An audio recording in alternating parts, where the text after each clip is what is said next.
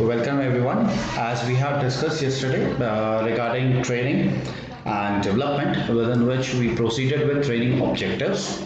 The 2 points which we have covered till now being your articulate goal of training, and the second is communicate intent to learners.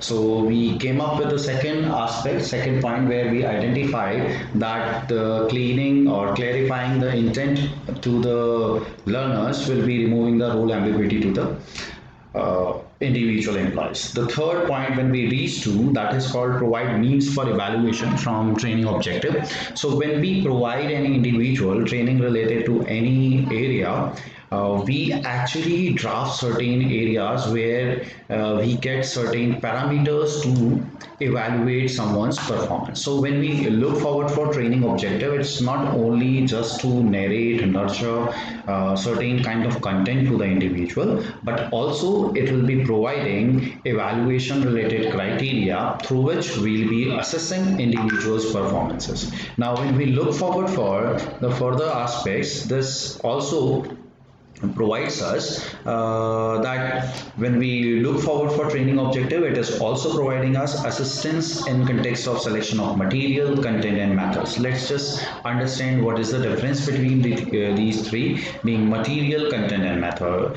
If we say material, like we have our projector, we have our laptops, we have our technology softwares are available, these are certain materials being available. Then content as a program or training program consists certain objectives to be covered, certain skills to be enhanced. So to enhance those skills, what kind of content will be delivered to the learner, that is another decision taken under the training objectives. And the third, which is being available, that is the method, the procedure, the system, we can say the way an individual and trainer going to train any individual will be coming under the training objective. So training objectives is going to provide us to identify what type of material we need to use, what content will be available, and what will be the way to deal any kind of enhancement through the training in any training program. Now after that, when we have understood about what's training, what's their objective, we have the aspect of whether it is necessary to provide training, what type of benefits which we are going to receive through the training, that will be covered under your training contributions, or we can say significance of training in the organization.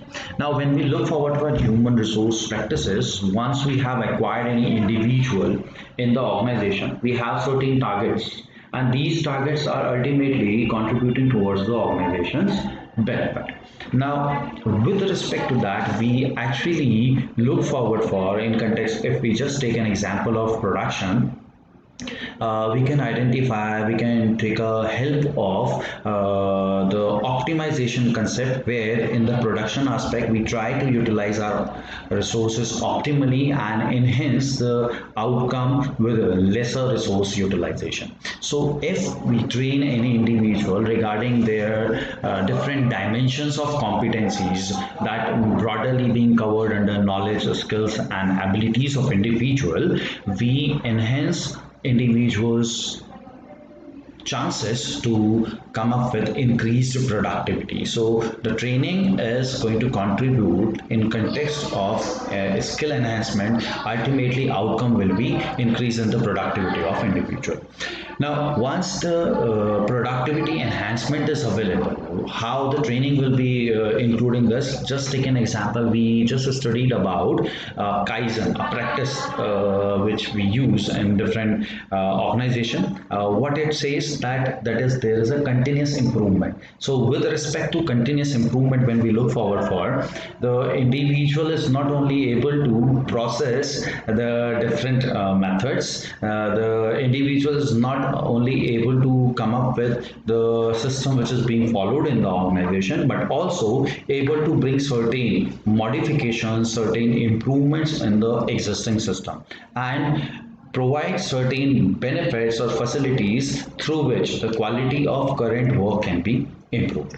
So when we look forward for this contribution made by any individual, that can be enhanced through individuals training, that can be better equipped, that can be better obtained if we improve someone's skill set. So these skill sets consist competencies of individual, and these competencies can be enhanced through the training program.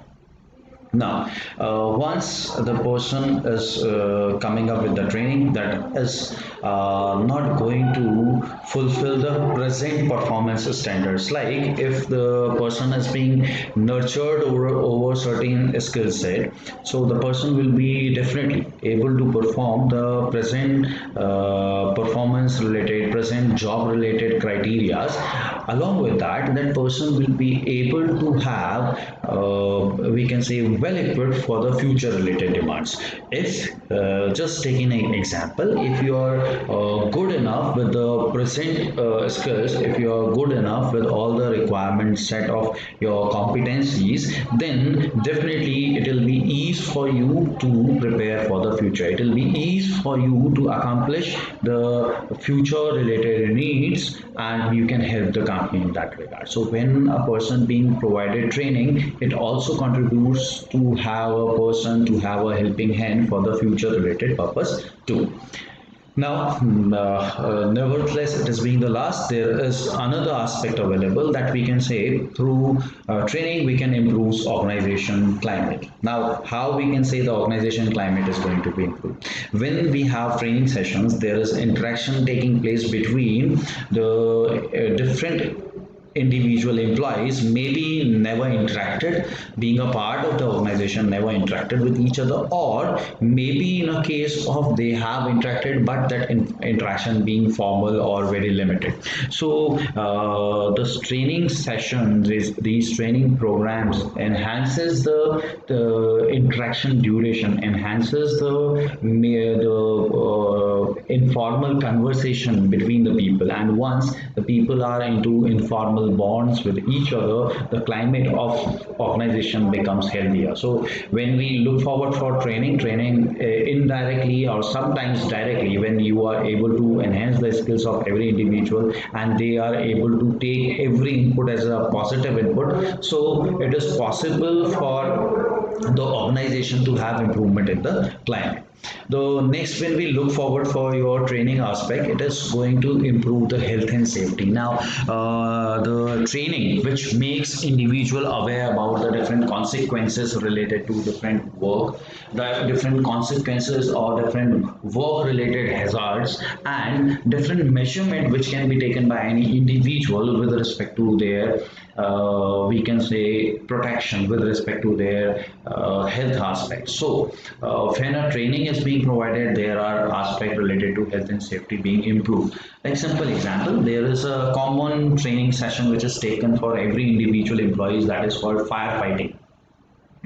In any case, if some circumstances arises in the organization, the building gets fired, so in that case, how every individual can be a fighter for that particular thing through the firefighting training. So how this is going to enhance the individuals, this is going to improve individual safety concern, this is going to enhance that person's skills to fight with the fire in any circumstances. The contingency cannot be determined, or we can say the situation cannot be predetermined, but the expectations related to the things can sort out the problem, and this can be sorted out through the training program to the individual. So training is going to contribute in context of improving health and safety. Now, in case of health, if we say, the examples can be in terms of the yoga shivir, or we can say a trip towards certain mountaineering or climbing adventurous activities. All these are related to what? So that there will be binding among the individual, there will be training related to team building,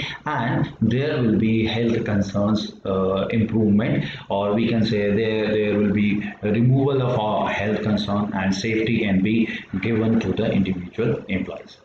Now, when we look forward for all the training, what training provides, that is a learning content to the individual. individual, that provides certain knowledge, skills and ability enhancement, or we can say competency domain level in increasing.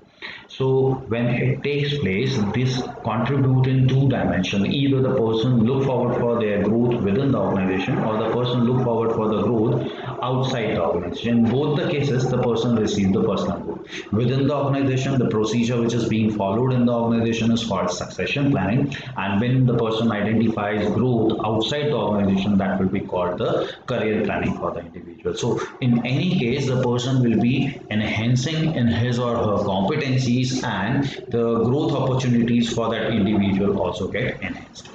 Now moving forward, with respect to training, there are certain functions being available, and all these functions are given by Miller's, are categorized under these heads.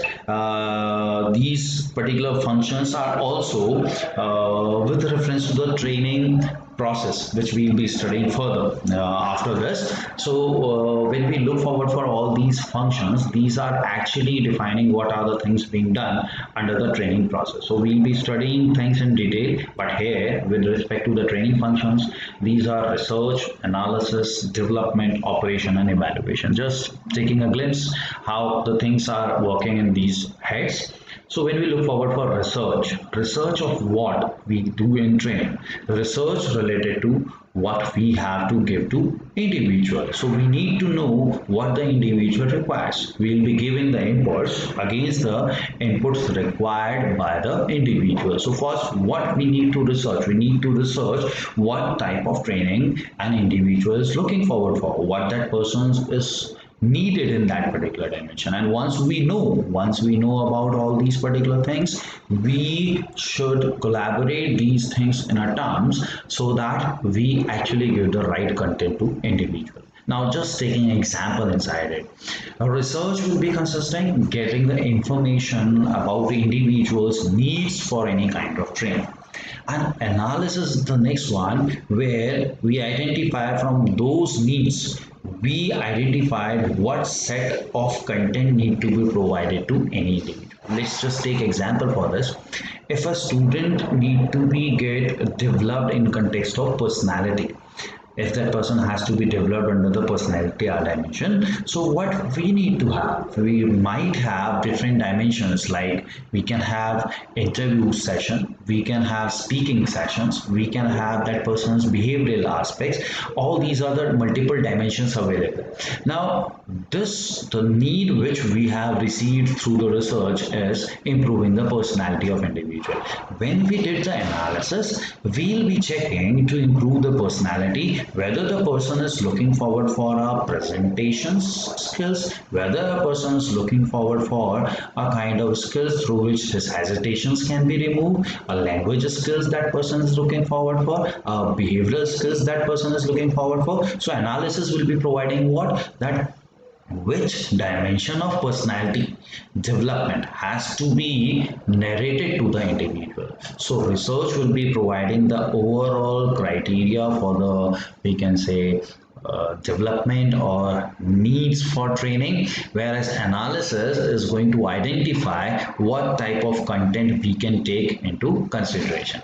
Now when we have all these things, when we have like simple example, in MBA, we have identified the students has got a need to understand about the management practices. Now, out of those management practices, we have clubbed them into certain course curriculum. That is the analysis being done. Now, this course curriculum being developed now. Now, when it has to be developed, that is to be decided that how many lectures need to be there, what should be the methodology to come across with these lectures. They need to have a case study method. They need to have an exemplary method. So all these will be part of your development. Once we have developed that the MBA lectures related to some subject will be consisting the specific course curriculum and provided through certain presentation, through certain development, what we will be providing thereafter, we will be executing all those things. The classes will be conducted. The execution of case study methodology will be done. The execution related to discussion method will be done. And once this is being done, as we have seen, training is going to provide us criteria related to evaluation. There will be means of evaluation for that. So what will be there, that what we expected a student of MBA need to be well versed with the managerial practices. And how we'll be evaluating that after the training, whether the person has achieved all those things or not. Thank you.